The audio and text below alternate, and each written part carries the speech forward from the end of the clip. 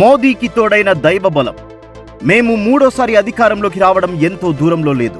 Bharatiya Janata party అత్యధిక సీట్లు సాధించి తీరుతుంది. దేశ మనోభావాలు ఎలా ఉన్నాయో నాకు బాగా తెలుసు. మూడో టర్మ్లో మేము ఎన్నో ముఖ్యమైన నిర్ణయాలు తీసుకోబోతున్నాం. అది 1000 సంవత్సరాల వరకు భారతదేశ పునాదిని చెక్కు చెదరకుండా చేస్తుంది. మూడవ టర్మ్లో భారతదేశం ప్రపంచంలోనే 3వ అతిపెద్ద ఆర్థిక వ్యవస్థగా మారుతుంది అని ప్రధానమంత్రి నరేంద్ర మోదీ గత ఫిబ్రవరిలో రాజ్యసభలో చెప్పారు. ఈ నేపథ్యంలో ప్రధానమంత్రి నరేంద్ర మోదీ సారథ్యంలో ఎన్డీఏ అఖండ విజయాలు సాధిస్తుందని దాదాపు అన్ని ఎగ్జిట్ పోల్స్ ప్రకటించడంలో ఆశ్చర్యం లేదు. ఎందుకంటే మళ్లీ మూడోసారి భారీ మెజారిటీతో ఎన్డీఏ అధికారంలోకి రావడం గురించి నరేంద్ర మోదీకి కానీ భారతీయ జనతా పార్టీకి కానీ ఎప్పుడూ సందేహాలు లేవు. ఎగ్జిట్ పోల్స్ నిర్వహించిన సంస్థల ప్రతినిధులకు ప్రజలు తమ మనసులో మాట చెప్పుకున్నారు. విచిత్రమేమంటే ప్రతిపక్షాలు గత కొద్ది నెలలుగా ఒక అభూత మాయాజాలాన్ని కల్పించి బీజేపీకి గతంలో మాదిరి సీట్లు రాబోవనే బూటకపు ప్రచారాన్ని విస్తృతంగా జనంలోకి తీసుకువెళ్లాయి. సామాజిక న్యాయం చేస్తామని, ఉచితంగా వనరుల్ని పంచిపెడతామని, ఈ దేశంలో ప్రజాస్వామ్యం రాజ్యాంగం ప్రమాదంలో ఉందని జనం ముందుకు వెళ్లాయి. వందలాది పుస్తకాలు, వ్యాసాలు రాశారు. కానీ ఇవేవీ ప్రజలు ఏమాత్రం నమ్మనందుకే ఇవాళ బీజేపీ అఖండమైన మెజారిటీతో తిరిగి రాబోతుంది.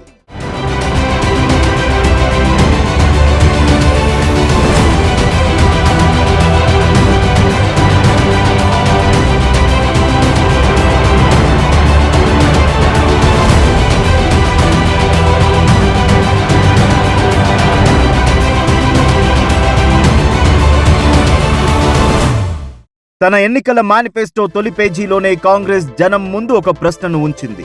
మీ జీవితాలు 2014లో కంటే మెరుగైన విధంగా ఉన్నాయా? ఈ ప్రశ్న ప్రజలను బాగా ఆలోచింపజేసింది. 2014 కంటే ముందు జరిగిన దుర్మార్గాలు, దారుణాలు వారి కళ్ళ ముందు కదలాడాయి.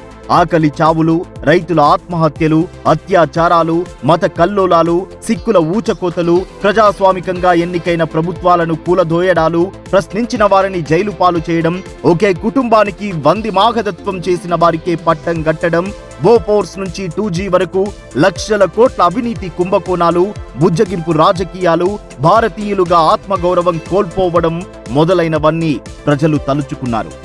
నిజంగా 2014కు ముందు అంతా బాగుంటే 2014లో మోదీ ఒక ప్రభంజనంలా ఎందుకు జనం ముందుకు వస్తారు?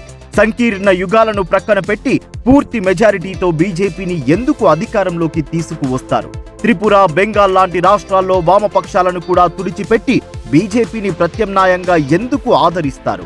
2014లోనే కాదు, 2019లో కూడా గతంలో భారీ మెజారిటీతో ఎందుకు మోదీకి పట్టం గడతారు? ప్రజలు కొన్ని దశాబ్దాల పాటు కుళ్ళిపోయిన రాజకీయ వ్యవస్థల్ని చూశారు కనుకే కొత్తగా ఆలోచించారు. ఎలాంటి అవినీతి మచ్చలేని ప్రపంచ చిత్రపటంలో భారతదేశ ఆత్మగౌరవానికి పట్టం కట్టగల నాయకుడిని ఎన్నుకున్నారు.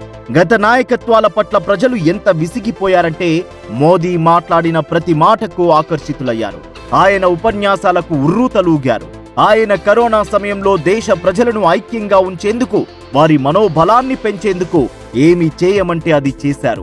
ప్రజల మనస్సుల్లో నిరాశ, నిస్పృహలు రాకుండా ఒక ఐకమత్యం సాధించడంలో ఆయన విజయం సాధించారు. 140 కోట్ల మంది భారతీయులు తనపై అంత విశ్వాసం ఉంచినందువల్లే నరేంద్ర మోదీ అనేక సాహసోపేత నిర్ణయాలు తీసుకున్నారు. వ్యాపార, పారిశ్రామిక సంస్థలకు, ఎంఎస్ఎంఈ రంగానికి భారీ ఎత్తున చేయూత కల్పించారు. కాలం చెల్లిన చట్టాలను రద్దు చేశారు. డిజిటల్ ఆర్థిక వ్యవస్థను ప్రవేశపెట్టి జనాన్ని బ్యాంకింగ్ వ్యవస్థలో భాగం చేశారు. ప్రజలకు ఆహార ధాన్యాల సరఫరా చేసి ఆకలితో నిద్రించకుండా చూశారు. ప్రపంచ దేశాలన్నీ ఆర్థికంగా కుంగిపోతున్న తరుణంలో మోదీ తీసుకున్న చర్యల వల్ల భారతదేశం చెక్కు చెదరకుండా ఆర్థిక సుస్థిరత సాధించింది. ప్రపంచంలో 5వ అతిపెద్ద ఆర్థిక వ్యవస్థగా ఎదిగింది. భారతదేశం గత పాలకుల మాదిరి బలహీనంగా వ్యవహరిస్తుందనుకున్న పొరుగు దేశాలు ఈ దేశానికి మోదీ లాంటి బలమైన నేత ప్రధానిగా ఉన్న విషయం మర్చిపోయాయి. పాకిస్తాన్ ఎప్పటిలాగే భారతదేశ సరిహద్దుల్లో చొరబాటుకు ప్రయత్నిస్తే మోదీ ఆ దేశానికి బుద్ధి చెప్పారు. ఆ దేశ సరిహద్దుల్లోకి వెళ్లి మన సేన గుణపాఠం చెప్పింది. చైనా కూడా భారతదేశం పట్ల దుస్సాహసానికి పాల్పడి చివరకు వెనుకంజ వేసింది. మోదీ హయాంలో quad, bricks, G20, Shanghai corporation, ఐక్యరాజ్య సమితి వంటి అంతర్జాతీయ సంస్థల్లో భారతదేశ ప్రాధాన్యత పెరిగిన తీరు అనన్య సామాన్యం. పుతిన్, బైడెన్ వంటి అగ్రదేశాధినేతలు మోదీకి స్నేహహస్తం చాచి ఆయన దౌత్య నీతిని ప్రశంసించిన సందర్భాలు ఎన్నో. ఈ కారణాల వల్లే 2024 తర్వాత కూడా మళ్లీ మోదీయే రావాలని ప్రజలు అనుకుంటున్నారని ఎగ్జిట్ పోల్స్ తేల్చాయి. ప్రజల నాడి మోదీకి తెలిసినందువల్లే ఆయన తనపై వారికున్న గౌరవాన్ని పార్టీకి ఉపయోగపడేలా చేసేందుకు మోదీ గ్యారంటీ పేరుతో జనంలోకి వెళ్లారు. ఇది పార్టీ నిర్ణయం. గత 10 సంవత్సరాలుగా మోదీ పట్ల జనం చూపుతున్న ఆదరణ, 6 నెలల క్రితం మోదీ ఉధృతంగా ప్రచారం చేసి మధ్యప్రదేశ్, రాజస్థాన్, ఛత్తీస్గఢ్లలో గెలిపించడంతో సార్వత్రిక ఎన్నికల్లో కూడా మోదీ పేరుతో ముందుకు వెళ్లాలని పార్టీ నిర్ణయించింది. ఈ వ్యూహం ఫలించినట్లు స్పష్టమవుతోంది. నిజానికి మోదీ కూడా తాను కేవలం ఒక వ్యక్తినని భావించడం లేదు. ఆయన ఎప్పుడూ కుటుంబ సభ్యులను ఏ విధంగానూ ప్రోత్సహించలేదు. చిన్నతనంలోనే భార్యను వీడి ప్రజాసేవకు తనను తాను అంకితం చేసుకున్నారు.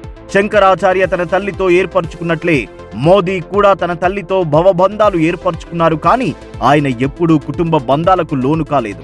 ఏదో ఒక దైవిక ప్రోద్బలం లేకపోతే అతి సాధారణ కుటుంబంలో జన్మించిన నరేంద్ర మోదీ చిన్ననాడే సంసార బంధాలను వీడి హిమాలయాలకు ఎందుకు వెళతారు?